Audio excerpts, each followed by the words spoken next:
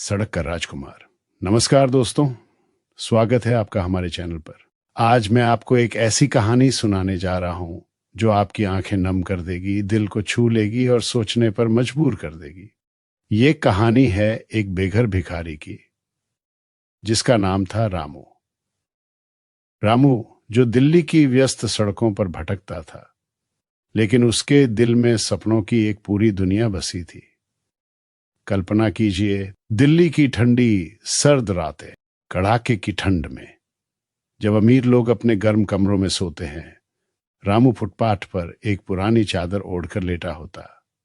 उसके पास न घर था न परिवार, बस एक पुराना बैग जिसमें कुछ टूटे फूटे कपड़े और एक छोटी सी डायरी जिसमें वो अपने सपने लिखता।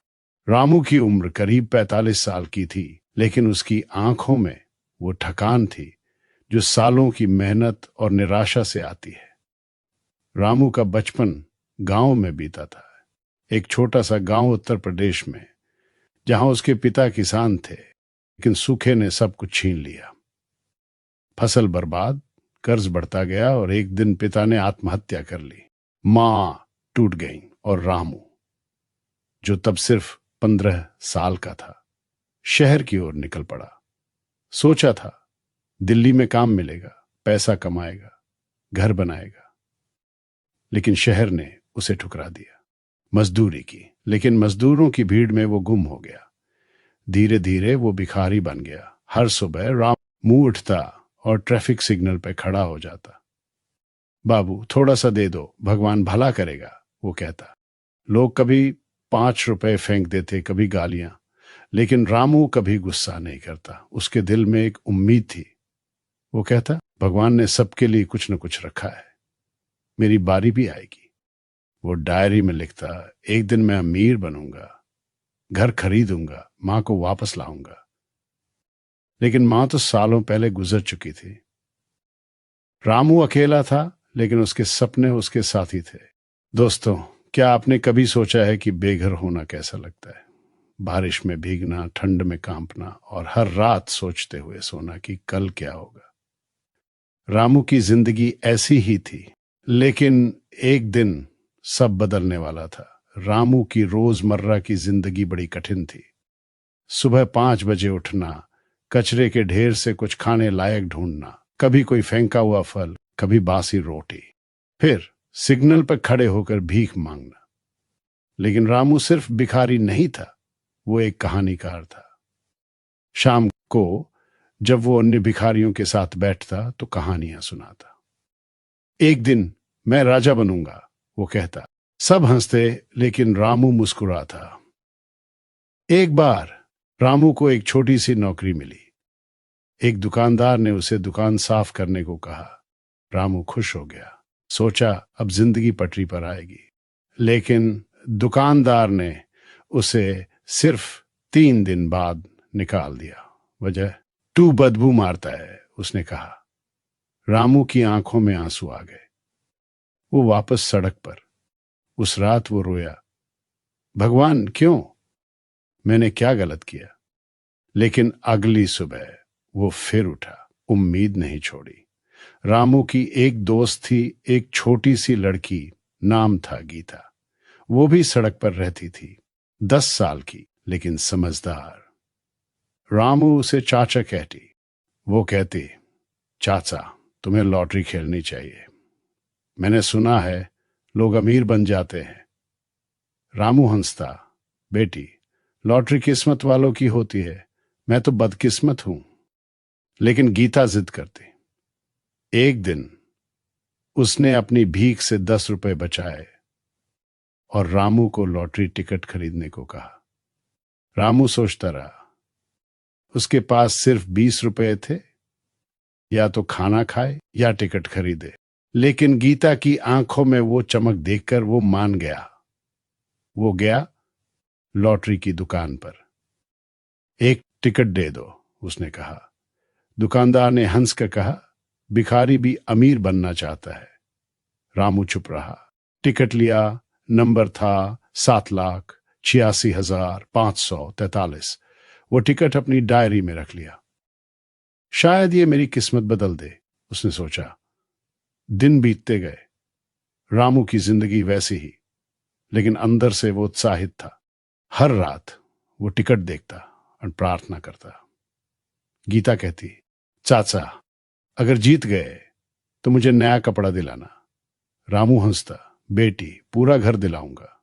चमत्कार का दिन, लॉटरी की जीत। और वो दिन आया, 15 अगस्त का दिन, स्वतंत्रता दिवस। दिल्ली में जश्न, लेकिन रामू के लिए वो सामान्य दिन था। शाम को वो सिग्नल पर खड़ा था। अचानक एक आदमी चिल्लाया, लॉटरी के रिजल्ट आए हैं, 1 करोड़ की जीत। रामू का दिल धड़का। वो दौड़ा अखबार वाले के पास। भैया रिजल्ट दिखाओ, उसने कहा। अखबार में नंबर था 7,86,543। रामू की आंखें फटी की फटी रह गई। ये मेरा नंबर है, वो चिल्लाया। पहले तो किसी ने यकीन नहीं किया। भिखारी जीत गया, मजाक मत करो। लेकिन रामू ने टिकट निकाला। दुकानदार ने चेक किया, हाँ सही था। रामू की आंखों से आंसू बहने लगे। वो घुटनों पर बैठ गया। भगवान शुक्रिया, वो रोया। गीता दौड़ी आई। चाचा सच में। रामू ने उसे गले लगा लिया। हाँ बेटी, हम अमीर हो गए। उस रात रामू सो नहीं सका। सोचता रहा, अब क्या करूं, 1 करोड़। इतना पैसा उसने कभी सपने में भी नहीं देखा।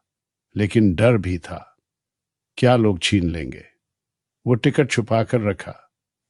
अगले दिन वो लॉटरी ऑफिस गया। वहां अधिकारियों ने चेक किया। बधाई हो, आप विजेता हैं, उन्होंने कहा। रामू को चेक मिला, 1 करोड़ रुपए का। उसके हाथ कांप रहे थे। पैसा आया और जिंदगी बदल गई। रामू ने सबसे पहले एक छोटा सा घर खरीदा। गीता को अपने साथ रखा। उसे स्कूल में दाखिला दिलाया। बेटी अब तू पढ़ेगी, बड़ी बनेगी, उसने कहा। गीता खुश थी। रामू ने नए कपड़े खरीदे, अच्छा खाना खाया। सालों बाद वो बिस्तर पर सोया। लेकिन पैसा साथ में मुश्किलें भी लाया। रिश्तेदार जिन्होंने कभी मुंह नहीं देखा, अचानक आ गए। भाई थोड़ा मदद करो, वो कहते हैं। रामू सबको देता, लेकिन दिल टूटता। एक पुराना दोस्त आया, पैसा उधार मांगा और भाग गया। रामू उदास हो गया। पैसा दोस्त नहीं, दुश्मन बनाता है, उसने सोचा। फिर एक भावुक मोमेंट आया। रामू गांव वापस गया। मां की कब्र पर फूल चढ़ाए, रोया। मां देखो, तुम्हारा बेटा अमीर हो गया, लेकिन तुम नहीं हो। वो गांव में एक स्कूल बनवाया गरीब बच्चों के लिए। ये मेरी मां की याद में, उसने कहा। गांव वाले हैरान। रामू तू वो भिखारी? वो हंसता, हां, लेकिन अब नहीं। गीता की कहानी और भावुक थी। एक दिन वो बीमार पड़ गए। डॉक्टर ने कहा ऑपरेशन चाहिए। रामू ने सारे पैसे खर्च कर दिए। गीता ठीक हुई। चाचा तुम मेरे पापा हो, वो बोली। रामू की आंखें भर आईं, लेकिन पैसा कम होता गया। रामू ने बिजनेस शुरू किया, एक छोटी सी चाय की दुकान, लेकिन अनुभव न होने से घाटा हुआ। एक रात रामू अकेला बैठा। सोचा पैसा आया, लेकिन खुशी कहाँ है। वो डायरी निकाला। लिखा सपने पूरे हुए, लेकिन दिल अब भी खाली है। फिर वो फैसला लिया। इफोर्ट अस्ट अनाथालय बनवाया। मैंने सड़क पर जिंदगी देखी है, अब दूसरों को बचाऊंगा, उसने कहा। समापन, जीवन का सबक। दोस्तों, रामू की कहानी खत्म नहीं हुई। आज वो एक सामान्य आदमी है।